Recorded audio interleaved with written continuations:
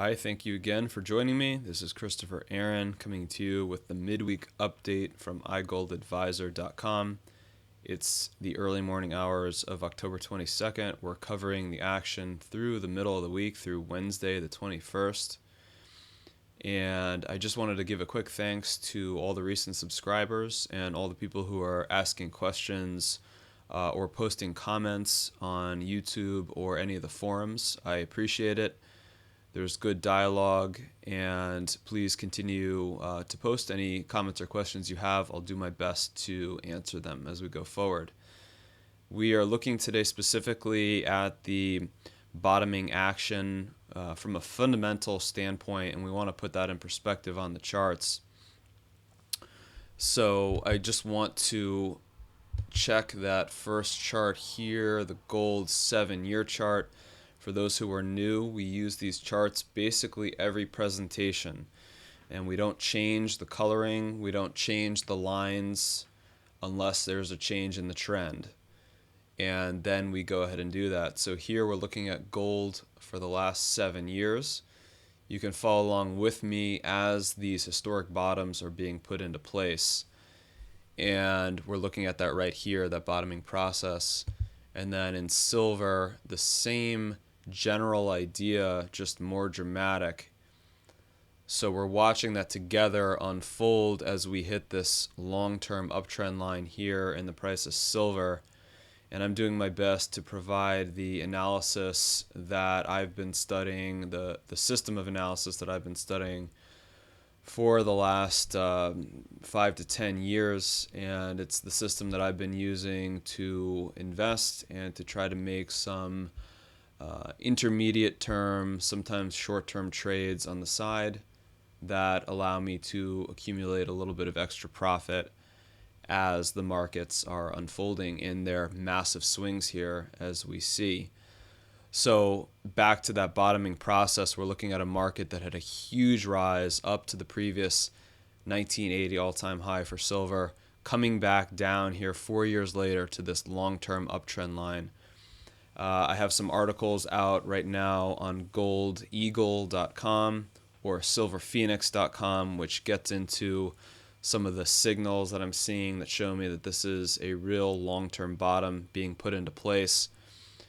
And so today I just want to get into what are those fundamental drivers that we're looking for as far as these long-term bottoms being put into place.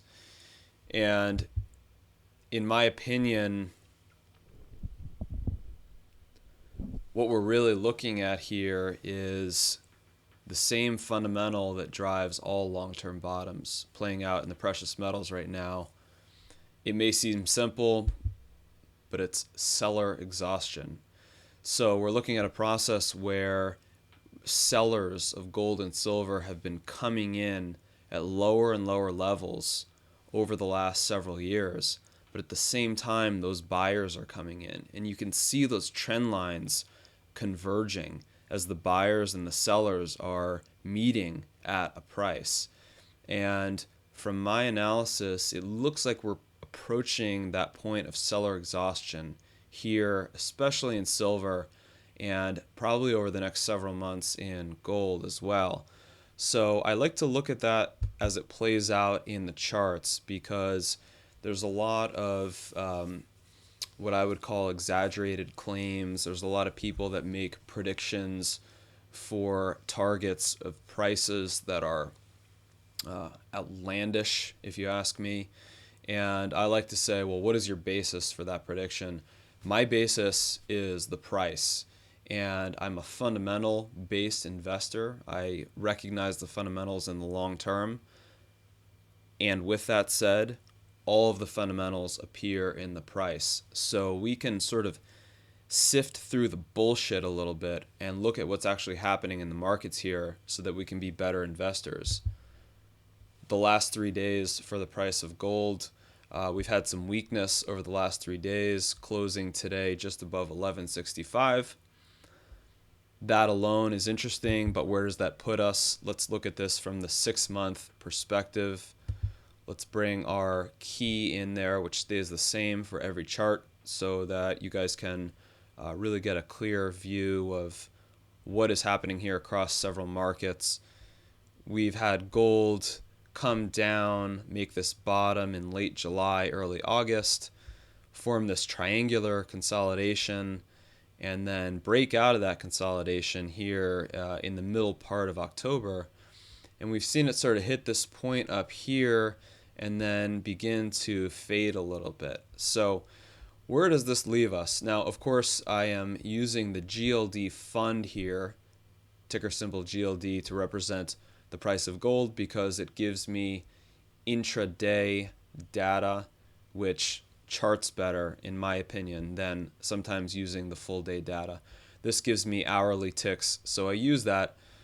The key, of course, being that although I'm not saying you should be investing in GLD, what I am saying is this at least tracks the price of gold fairly accurately over a several month time frame. So I feel comfortable using it for my charts here.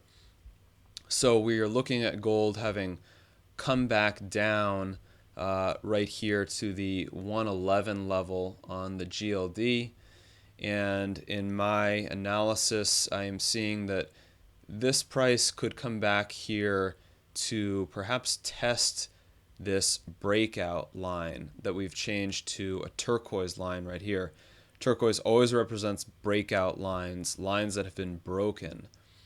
And often what happens when lines are broken is the price will accelerate and come back to retest that breakout line before accelerating to the move that I predict. So we move that, we back that out. It's the same chart. We're looking at the same commodity here, the same monetary metal, gold. This time, the actual metal, no longer the GLD fund, but the actual spot price, and we're backing it out to the 1 year time frame. And so here you could see that was the triangular consolidation we were talking about. You broke that triangular consolidation, and we're fading a little bit here in the gold market. So what I'm saying is I believe this is coming back down right now to retest this breakout. And when that happens, we'll be looking for our next target. I've been calling this for the last week. 1230 to 1245 is my target for the next several weeks.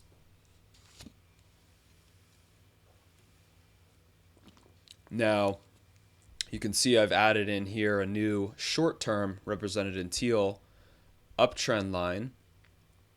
I try to color coordinate this system so that it's logical, so that when your eyes look at it, you can zero in on the important points here and not be distracted by miscellaneous lines. I try to make everything relevant to really understanding the direction of this market.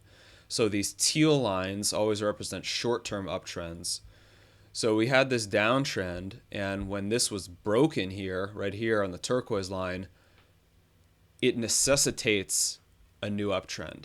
When you break a downtrend, there must be a new uptrend to follow. There must be a change in the trend, and that trend must be different from the original trend. So I put that as a new color here for teal, representing short term. It's only been going on for the last 2 months here. But we're watching that, and should this hold, we're going to be looking at this price accelerating up here to around 1230 to 1245. Where will that bring us? To back it out again to the 7-year chart, that should bring us right here, 1230, 1245. This primary downtrend that we've been in, that I am labeling a bottoming process. And this will be a very important retest, an important subsequent test of this downtrend line. We've seen 1, 2, 3, 4, and this will be the 5th that I'm projecting hit on this downtrend line. So we will see if it were to break that downtrend, that would give me a very strong indication that this is the final bottom. And then you would have a reevaluation here of the market saying, if that was the final bottom, we want to really be adding on subsequent weakness because prices are not likely to retest this level. So we're watching that as we go. Of course, all of this action happening above the former 1980 all-time high. and that is important. You can read those articles on the Gold Eagle website, which outline why I believe that is very important. Also, just quickly, we're showing here on bottom, always is going to be the primary commodity that we're looking at, which in this case is gold, relative to a comparison, which in this case is the CRB index, which is an index of a basket of commodities. So in other words, we're looking at gold compared to an average of about 20 different commodities. So in this case, we can see over the last 7 years, gold has been outperforming the average of a number of commodities. So there's something that is happening here in gold that is unique to the monetary metal and doesn't apply, for example, to say natural gas or oil. So we also look at silver every presentation. The two are linked at the hip. Sometimes they move in opposite directions for a period of time. Oftentimes they move together. And there are fundamental reasons for those divergences when they happen. And there are fundamental reasons why they move together too. And we like to look at all of those going forward. Here is the 3-day action for the price of silver, also finishing weaker.